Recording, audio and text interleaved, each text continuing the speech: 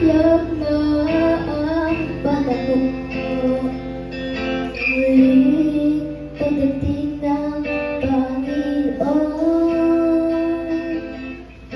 Nangabag mula sa Biblia, sa ating panahon nagaganap na. Ayon sa banal na kasulatan, sa'yo ba'y magkakaroon ng digmaan? Labanan ng mga bansa at kaharian, ito'y simula ng kahirapan. Ito'y mga bagay na dapat nating malaman, na ang Diyos ay hindi mapapaliban. Kung bakit sa ating panahon ang salita'y pinangangaral upang iyan sa walang ang kaligtasan.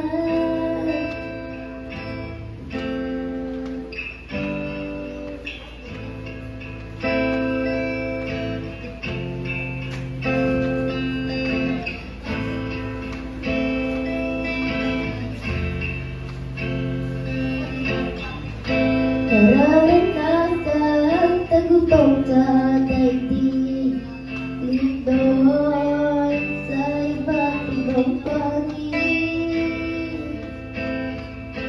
Ang panahon ay nagiging mapangangin, ang pag-ibig ni Diyos ay mananahimik.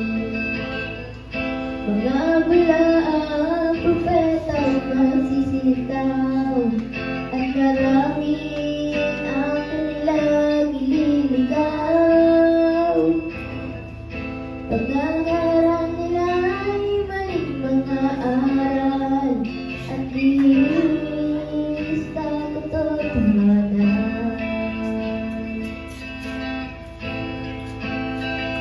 Kaya't ang nais na Diyos ay ating malaman, na ang bawat tao ay kanyang natutunan. Kung bakit upang iyong makita ang katibayan. Ito'y mga bagay na dapat nating malaman, na ang Diyos ay hindi mapapaliban. Kung bakit